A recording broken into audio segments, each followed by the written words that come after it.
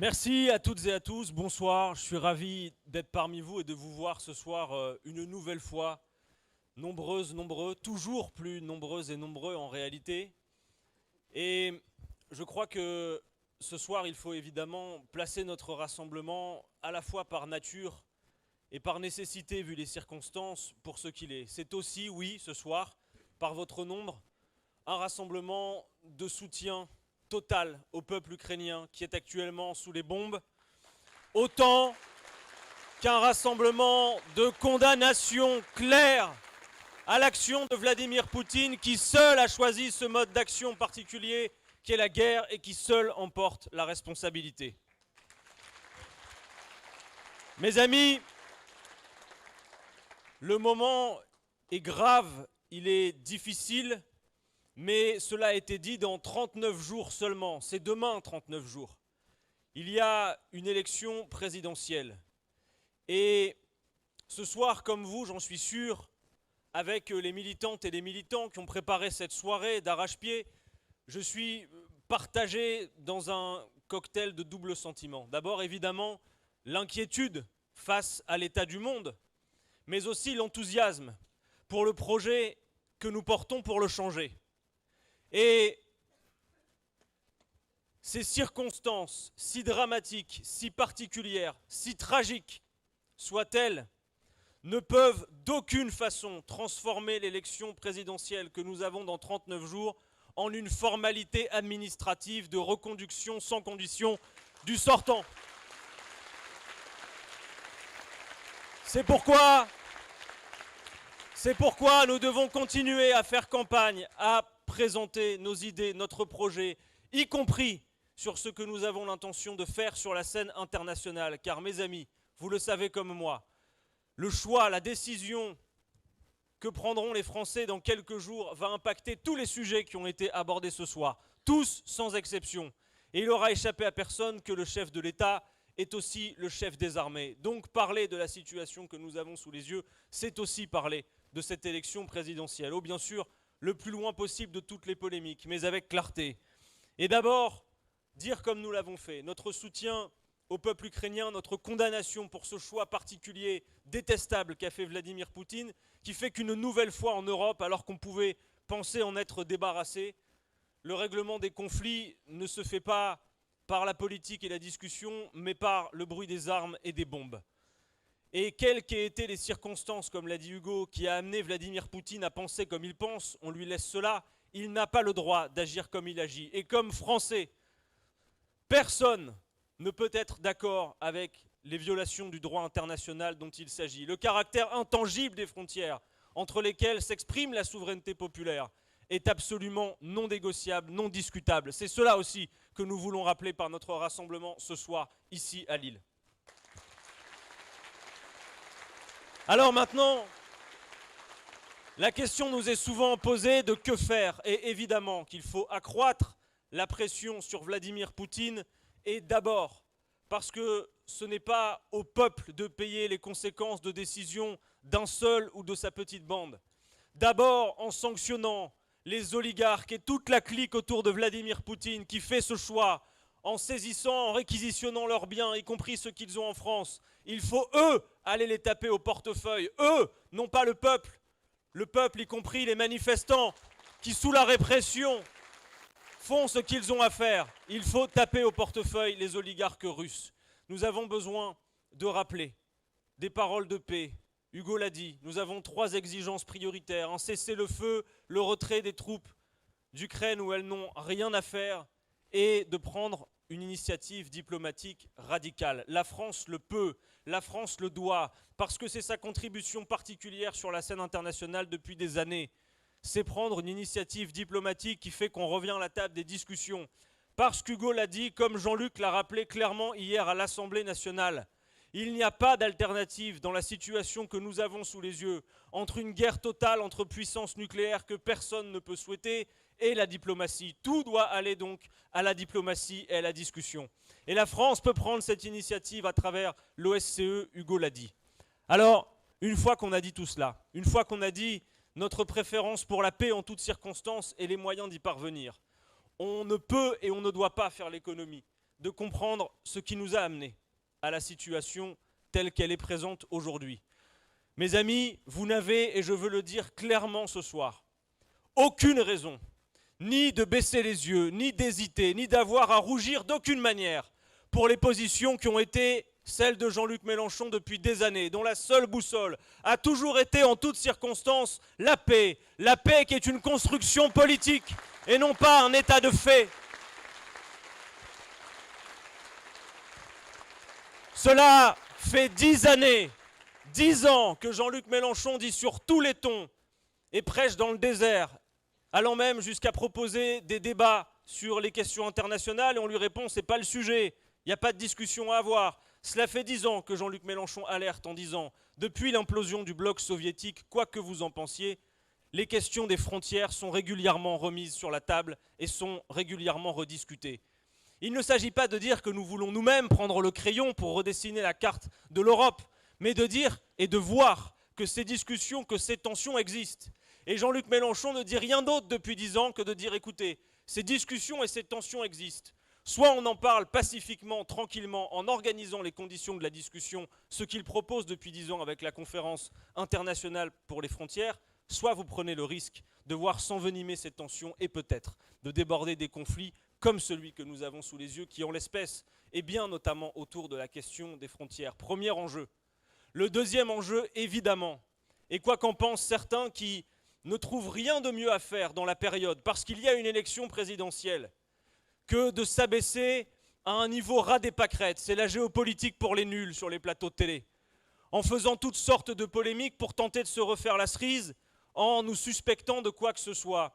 Oui, la question de l'extension toujours plus à l'est de l'OTAN, dans un monde qui se redessine, avec des États-Unis qui sont une puissance économique déclinante, qui ne tiennent plus sur la scène internationale que par le fait que, 1, le dollar reste la principale monnaie de réserve et d'échange, 2, par cette surpuissance surjouée militaire qui fait que dans l'OTAN, 1031 milliards de dépenses militaires, 700 qui sont le seul fait des Américains. Et oui, cette extension toujours à l'Est, quoi qu'on pense de la psychologie de Vladimir Poutine et de son régime avec lequel j'y viendrai ensuite, nous ne pouvons d'aucune manière être confondus, quoi qu'on en pense de son point de vue. Ça a été vécu comme une menace et il fallait pouvoir négocier, y répondre et apporter des garanties. Et ce que nous voulons faire avec la solution diplomatique, c'est en effet apporter de part et d'autre les garanties de sécurité que les uns et les autres exigent, parce qu'en toute hypothèse, en toute circonstance, je l'ai dit, la boussole doit être la paix. Alors, l'OTAN, circonstances particulières, régulièrement répétées, et l'autre jour, je me trouvais sur un plateau assez hostile, peut-être certains d'entre vous l'ont vu, et en face de moi, Patrick Cohen faisait un éditorial assez détestable sur nos positions sur l'OTAN, pensant associer uniquement Jean-Luc Mélenchon à ses positions, et j'ai fini par lui dire, écoutez, si vous avez un problème, parce que vous avez un problème avec Jean-Luc Mélenchon, écoutez ce que dit un Dominique de Villepin, écoutez ce que dit un Hubert Védrine, voire même ce que peut dire un Nicolas Sarkozy quand il sort de l'Élysée en disant qu'il va falloir être inventif. Nicolas Sarkozy, c'est pas de notre bord, hein, tout le monde l'aura compris. Et il se trouve qu'à mes côtés, il y avait un général. Et le général, il se trouve qu'il a déjà parlé de l'OTAN par le passé, et franchement, des fois, Mélenchon à côté, c'est timide. Le général en question, il dit « l'alliance est un leurre, elle affaiblit les Français, car elle ne leur permet pas de parler au monde et de défendre leurs valeurs. Il faut sortir de l'illusion que les outils d'hier sont toujours pertinents pour le monde de demain. » Il dit même plus que ça. Il dit « l'OTAN est devenue une menace pour la paix, pour les pays européens, d'abord parce qu'elle est un outil de déresponsabilisation des États. » Il va même jusqu'à dire que son existence même est un outil de maintien et de renaissance des tensions en Europe. Mes amis, en disant ça, il ne s'agit pas de mettre un signe égal entre le choix de Vladimir Poutine de faire la guerre et l'extension de l'OTAN, mais de se dire simplement que comprendre les circonstances, ça ne veut pas dire excuser, ni d'aucune façon amnistier les choix qui ont été faits. Mais on a besoin de comprendre les choses pour pouvoir tenir un discours clair.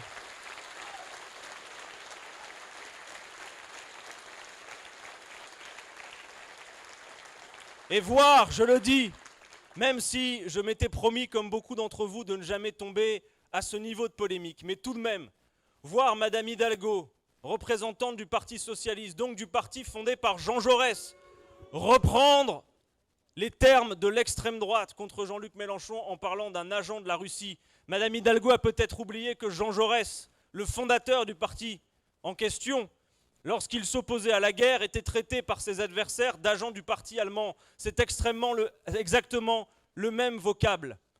Et pro-Poutine n'est pas dans nos moyens. Mes amis, nous sommes des écologistes, des anticapitalistes. Comment pourrions-nous être confondus avec le régime de Vladimir Poutine? L'extrême droite française, oui, elle a des incointances de vue idéologique avec M. Poutine. Et vous avez vu Éric Zemmour.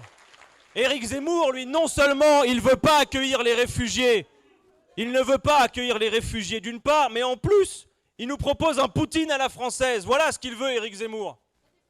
Eh bien, nous disons que les réfugiés et l'accueil des réfugiés, nous pensons bien sûr, je l'ai dit, au peuple ukrainien, à nos compatriotes qui se trouvent encore sur place, et aux réfugiés qui, sans condition, parce que c'est un devoir d'humanité dans les circonstances, doivent être accueillis, évidemment. Alors,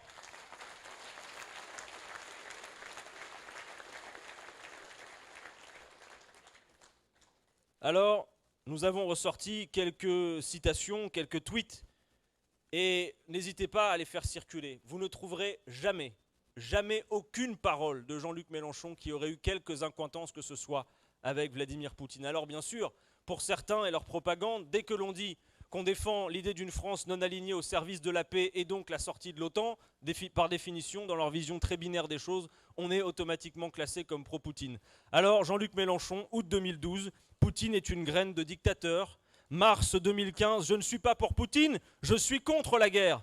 Mars 2017, je suis écologiste anticapitaliste, ce qui me fait au moins 2 bonnes raisons d'être en désaccord avec M. Poutine.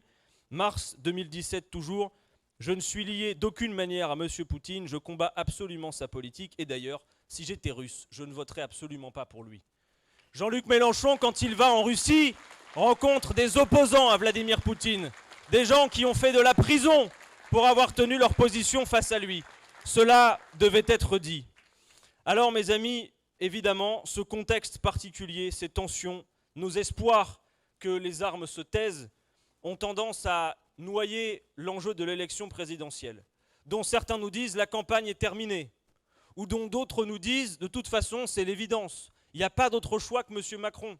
M. Valls ce matin, M. Valls a dit je soutiens Emmanuel Macron parce qu'il n'y a pas d'autre choix. Mais si, il y en a d'autres et nous les défendons.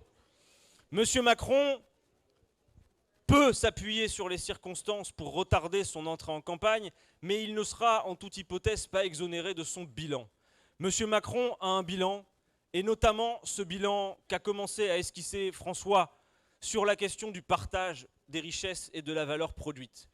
Et d'aucune manière, dans les 39 jours qui nous séparent de l'échéance, nous devons renoncer à le dire, à l'expliquer et à dire ce que nous ferions. Le bilan de M. Macron, c'est celui, en effet, où maintenant 5 personnes possèdent autant que 27 millions d'autres dans ce pays, autant que 40% de la population. Et ça n'est pas tombé du ciel, ni à la faveur des circonstances. C'est la politique qu'il a menée, lui, en supprimant l'ISF, en instaurant la flat tax, en redistribuant tout ce qu'il a redistribué aux plus riches. Dans la période de pandémie, c'est 240 milliards d'accumulation en plus pour les milliardaires. Tiens donc, 240 milliards, c'est peu ou prou exactement le chiffre des aides que l'État a fournies pendant la période Covid. On nous parle souvent du déficit de l'État et du fait qu'il faut se serrer la ceinture. Et vous avez vu que par exemple, toutes les aides versées aux entreprises, le crédit d'impôt compétitivité emploi, qui en réalité a créé bien peu d'emplois, le crédit d'impôt recherche, qui a bénéficié d'abord à la finance et à la distribution, on ne voit pas trop ce qu'ils vont chercher de fondamental dans ces secteurs, plus toutes les aides directes versées aux entreprises, c'est 140 milliards. Eh bien 140 milliards, c'est aussi le montant du déficit de l'État dont on nous rabat les oreilles à longueur de journée pour venir vous demander à vous des efforts supplémentaires. Alors on a bien compris et bien inspiré celles et ceux qui viendraient nous dire qu'un pays qui produit plus de 2300 € de richesse chaque année n'est pas en capacité d'éradiquer la pauvreté. Parce que la France d'Emmanuel Macron, ça n'est pas seulement la France d'un accroissement de richesse de façon considérable entre les mêmes mains, c'est aussi la France d'une extension de la pauvreté que nous ne pouvons pas tolérer. Derrière les chiffres qui ont été cités par Élodie, 10 millions de personnes sous le seuil de pauvreté, 8 millions à l'aide alimentaire, 12 millions qui subissent les conséquences de la précarité énergétique. Derrière ces chiffres, derrière ces statistiques, il y a des réalités sociales désastreuses que, j'en suis sûr, beaucoup d'entre vous connaissent ou connaissent des proches qui les subissent de plein fouet. Quand on a peur d'ouvrir sa boîte aux lettres pour savoir si on va pouvoir honorer les factures qui s'y trouvent.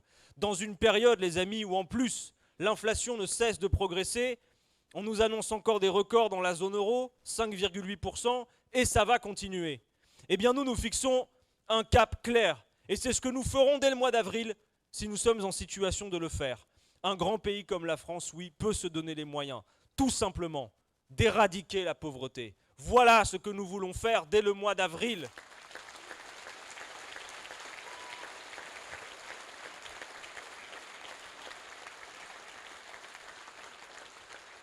Éradiquer la pauvreté des travailleurs, parce que vous le savez, il y a cette épidémie, en plus de toutes les autres, de travailleurs pauvres, des gens qui bossent et qui, malgré le fait qu'ils occupent un emploi, n'arrivent pas à joindre les deux bouts. Nous allons, dès le mois d'avril, parce que c'est le plus simple à faire, augmenter le SMIC et le porter à 1 400 € net. Faire en sorte que l'écart maximum des salaires dans une même entreprise soit de 1 à 20 et revenir sur le gel du point d'indice des fonctionnaires qui ont perdu un pouvoir d'achat considérable depuis beaucoup trop de temps. Et nous allons fixer une règle claire.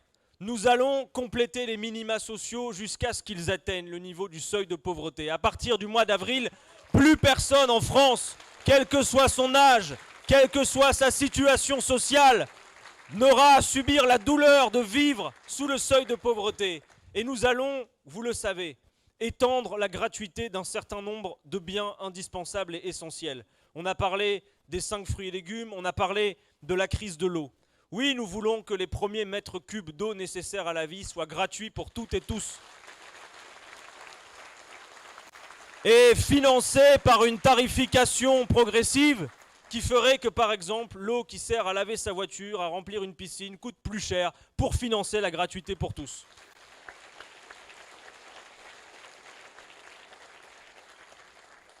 L'autre sujet dont je voulais vous parler, c'est un sujet sur lequel vous avez, comme moi, avalé une grosse et intensive propagande pendant les semaines qui viennent de s'écouler, c'est la question de l'emploi. L'autre jour, j'avais à représenter Jean-Luc Mélenchon devant un parterre de patrons et d'investisseurs. Alors les candidats se succédaient ou leurs représentants dans la journée pour venir porter le volet économique de leur programme et ce qu'ils allaient faire. Alors j'ai regardé un peu ce qu'avaient fait celles et ceux qui m'avaient précédé. Et évidemment, ils étaient venus dire à ces braves gens ce qu'ils avaient envie d'entendre. Et on pouvait noter la convergence très forte, en effet, comme l'a dit François, entre le discours de Madame Pécresse, qui était venue le matin, le discours de Monsieur Le Maire, venu le midi, et le discours de Monsieur Zemmour, qui passait juste avant moi. En gros, c'était qu'est-ce que vous demandez? Comme à chaque présidentielle, le grand patronat de ce pays, le grand, je ne confonds pas avec les petits artisans et commerçants TPE, PME, mais le grand patronat, il sort toujours sa sébile au moment des élections pour dire s'il vous plaît, baissez-nous les impôts de production, il y en a trop. Ils oublient toujours de dire, ils se plaignent beaucoup des impôts, mais ils oublient toujours de dire que la France est en tête du peloton des pays qui dépensent le plus d'argent public pour aider les entreprises, pour qu'elles s'installent, pour financer les services publics. Ça, ils oublient tout le temps de le dire. Alors moi, je leur ai dit, eh bien non, je ne suis pas venu vous dire, pardon, qu'on allait vous baisser les impôts de ceci, les impôts de cela, la TVA, vous aider à ceci ou cela. Par contre, on va vous offrir une chose que les autres ne sont pas capables de vous offrir. Avec nous, c'est sûr, la foire aux dividendes qu'on a connue là, c'est terminé. Parce que je sais que c'est assez banal, assez convenu de voir des oratrices, des orateurs de gauche occuper des scènes dans des meetings ou des plateaux de télé pour dire tout le mal qu'ils pensent des profits, des dividendes versés aux actionnaires. Mais quand même, là, ça a été une foire considérable, spécialement pendant la période de crise. On a donné les chiffres, ce sont des records jamais atteints. Et non, ça n'est pas banal, de pareils chiffres en pleine pandémie. Ce qui montre que non seulement ils nourrissent les crises, mais ils s'en nourrissent aussi et sont incapables de trouver les solutions. Nous avons un problème principal, c'est le manque d'investissement. Quand on parle de compétitivité, ils nous parlent toujours de cela, réduire les coûts pour la compétitivité. Parce qu'évidemment, la compétitivité dans leur bouche, ça ne veut pas dire innover pour demain, faire les meilleurs investissements pour avoir les produits les plus écologiques, penser à l'avenir et l'intérêt général. Non, compétitivité dans leur bouche, ça veut juste dire moins cher. Et donc tout est bon pour produire moins cher. Je leur ai dit non, nous, ce sera différent. On va gouverner par les besoins. Par contre, avec notamment la planification écologique, on va savoir vous dire quels sont les secteurs dans lesquels par ailleurs on a besoin de vous. Parce que ce défi, il s'impose à nous, quoi qu'on en pense. Alors, sur le front de l'emploi, je leur ai dit là clairement, il y a un problème. Compte tenu de toutes les aides qui vous ont été versées, il y a un souci. Depuis des semaines, je suis sûr que vous avez été, je l'ai dit, atteint par cette propagande sur la baisse historique du niveau du chômage.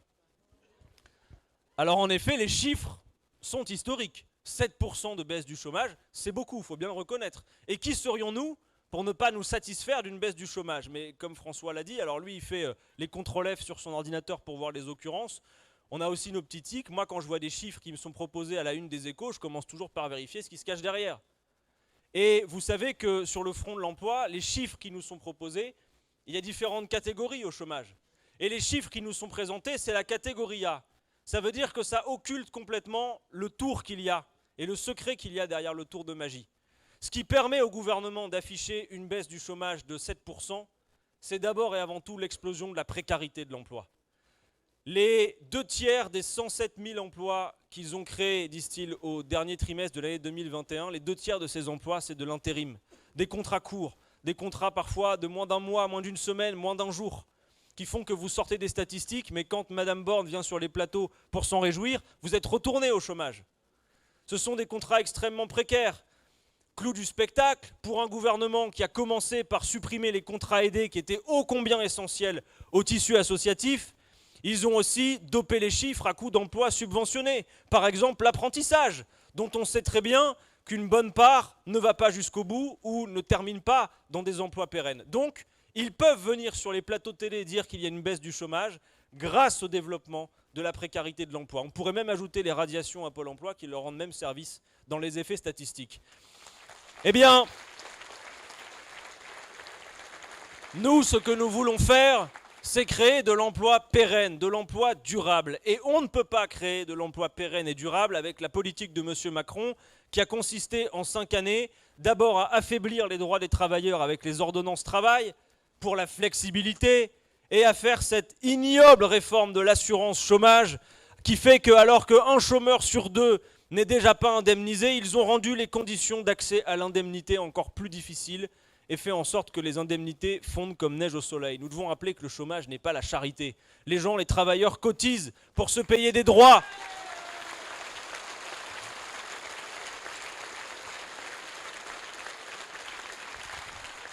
Alors, on entend parfois des responsables politiques, même parfois de gauche, dire que le travail va manquer.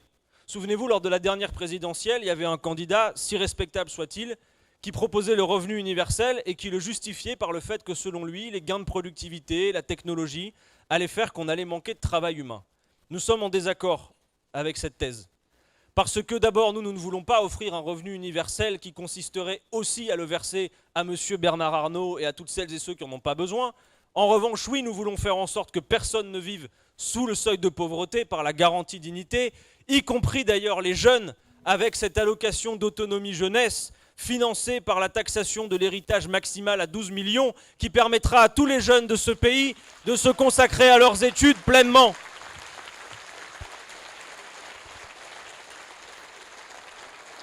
Mais pour créer de l'emploi pérenne, nous allons d'abord utiliser des solutions qui ont déjà été éprouvées par le passé et qui fonctionnent. La première d'entre elles, c'est la reprise du mouvement interrompu de diminution du temps de travail. Parce que c'est pareil. Depuis 20-30 ans, la productivité a immensément augmenté. Je crois qu'on produit quelque chose comme 50 fois plus de richesse avec 2 fois moins de travail humain. Et pour autant, on n'a pas vu que ni les salaires n'augmentent en proportion, ni que le temps de travail diminue. Et là, vous êtes obligé de réfléchir et de vous dire, mais attendez, si on produit plus avec moins de travail humain, comment se fait-il que le surplus de richesse que l'on produit ne nous soit pas redistribué, soit par une augmentation des salaires, soit par la diminution du temps de travail? Nous l'avons dit, le temps du capital a duré, avec nous ce sera le temps du travail. Et ce programme va créer beaucoup d'activités et d'emplois. Alors oui, nous allons partager le temps de travail. appliquer réellement les 35 heures, aller vers les 32, une 6e semaine de congés payés parce que ça fait depuis les années 80 qu'il n'y en a pas une de plus. Et bien sûr, la retraite à 60 ans que souhaitent 71% des Français.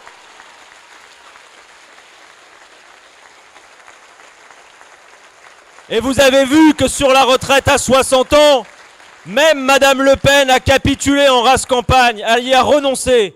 Ce qui fait qu'en effet, oui, François a raison de le rappeler, quand vous retirez des discours de M. Macron, alors M. Macron encore, des fois il les reprend, mais même Mme Pécresse le fait, mais quand vous retirez du discours de M. Zemmour et de Mme Le Pen tout ce qui concerne l'identité, l'immigration, l'islam et ce qui nous divise, eh bien vous voyez que ces quatre-là sont très convergents. Aucun d'entre eux n'a l'intention de s'employer à partager les richesses. Aucun d'entre eux n'a d'autres intentions que de faire travailler les Français plus longtemps. Nous allons, je l'ai dit, partager le temps de travail. Par la planification écologique que Claire a explicitée, nous allons devoir créer beaucoup d'emplois. Raison pour laquelle on se pose moins la question de savoir s'il va manquer de travail que de savoir, comme on en discutait à l'instant, où on va trouver les femmes et les hommes pour faire tout ce que nous avons à faire. Il nous faut par exemple 300 000 paysans de plus pour faire ce que Claire a expliqué sur l'agriculture paysanne relocalisée. L'économie de la mer dont parle Jean-Luc Mélenchon, c'est 600 000 emplois à pourvoir pour aller vers le 100% d'énergie renouvelable, etc., etc. Sans compter bien sûr ce système de garantie d'emploi qui va nous permettre véritablement de faire en sorte que oui, quand vous traversez la rue, si vous êtes devant l'agence Pôle emploi, vous trouverez un emploi pour de bon.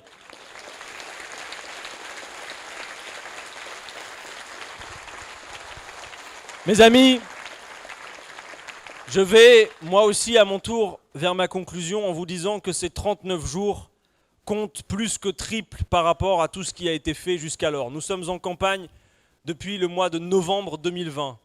Et je veux saluer toutes celles et ceux qui, depuis novembre 2020, ont déjà pris part à la bataille. Nous avons déployé des outils formidables qui font que désormais, à travers notamment l'application Action Populaire, ce sont quelques 2000 actions qui sont déclarées sur la plateforme chaque semaine qui témoignent d'une activité militante absolument intense. Une culture du porte-à-porte qui est exceptionnelle pour aller voir ces femmes et ces hommes éloignés de la vie politique. Et il faut le rappeler à cette heure, vous le savez, nous sommes le 2 mars, c'est la date limite pour s'inscrire sur les listes électorales en ligne. Et la date limite pour s'inscrire tout court en mairie, c'est ce vendredi 4 mars. Et dans un pays où 11 à 13 millions de personnes sont pas ou mal inscrites, près d'un quart du corps électoral, et où le gouvernement fait à peu près rien pour créer les conditions de cette inscription. Parce que nous savons très bien pourquoi. M. Macron peut plastronner à 23-24% dans des sondages où il y a 63% de participation. Mais si nous parvenons à faire venir tout le monde, si nous atteignons des 80, 85 et pourquoi pas davantage de participation, alors M. Macron n'est plus à 23% dans les enquêtes d'opinion. Nous devons accroître la participation populaire. Et il ne s'agit pas de faire d'aucune façon la leçon à celles et ceux qui s'abstiennent. Demandez à ceux qui font le porte-à-porte tous les jours, les discours qui reviennent. Les gens nous disent, mais attendez, il y a eu 3 alternances politiques là. On a eu M. Sarkozy, M. Hollande, M. Macron. Ce sont, du point de vue des étiquettes, 3 alternances politiques. Et pourtant, dans nos vies, rien n'a changé et même souvent c'est pire. Alors pourquoi on y retournerait? Vous avez des gens qui nous disent, moi, votre programme, dans l'ensemble, ça me va. Mais je veux savoir d'abord ce que ça va changer concrètement dans mon frigidaire, dans mon appartement, dans ce que je peux offrir à mes gamins comme loisir. Et vous avez surtout des gens qui disent « Eh bien, tout ce que vous me racontez, je trouve ça formidable. Mais d'autres que vous, avant, nous l'ont raconté aussi et ne l'ont pas fait. Se sont couchés. » Et là, vous devez aller à fond sur les propositions que nous portons autour de la 6ème République et du renforcement de la démocratie. Mes amis, le droit de révoquer les élus, plus que d'être un moyen de dégager les élus, c'est de les rappeler à leurs obligations, de rappeler qu'un mandat n'est pas un blanc-seing, et qu'à tout moment, le peuple doit pouvoir reprendre la main. Voilà ce que nous avons à faire. Alors ensuite, bien sûr, il y aura toujours celles et ceux qui vous diront « voter ne sert à rien ». Et à cela, vous pouvez dire « Ok, voter ne sert à rien, alors pourquoi les autres, ils y vont ?»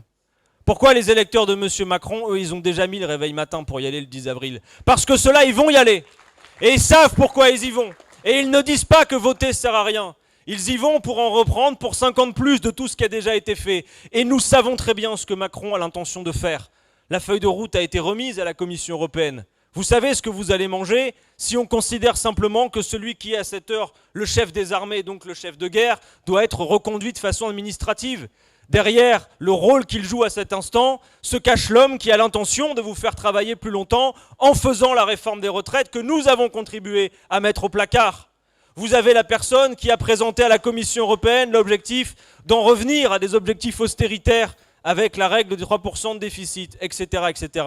Donc, ça ne peut pas être une reconduction administrative. Et on ne peut pas dire que ça ne sert à rien. Si eux y vont, eh bien nous devons faire en sorte que tous les nôtres y soient sans hésiter. Parce que l'issue ne dépend que de cela, de votre participation, de vos bulletins de vote.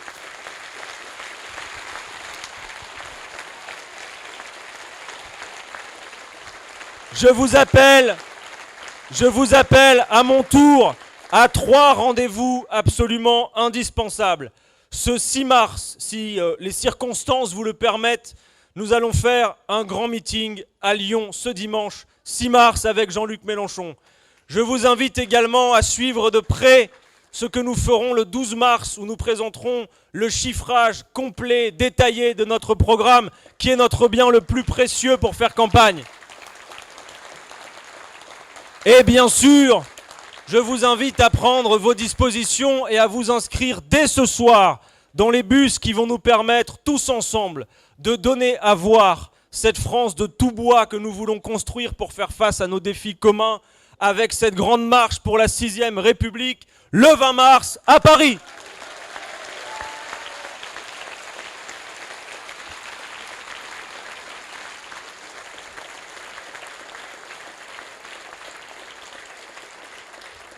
Mes amis, pour conclure définitivement, et parce que nos habitudes nous font souvent citer les grandes femmes et les grands hommes qui ont marqué notre histoire collective, en ces circonstances particulières ce soir, évidemment, je voulais citer celui dans lequel Jean-Luc Mélenchon a inscrit ses pas hier à l'Assemblée nationale. Je veux citer devant vous ce soir le grand Jaurès. Le grand Jaurès qui, dans l'un des derniers, sinon le dernier éditorial qu'il donnait au journal L'Humanité, peu avant le déclenchement de la guerre et peu avant son assassinat, écrivait dans les colonnes de L'Humanité ceci.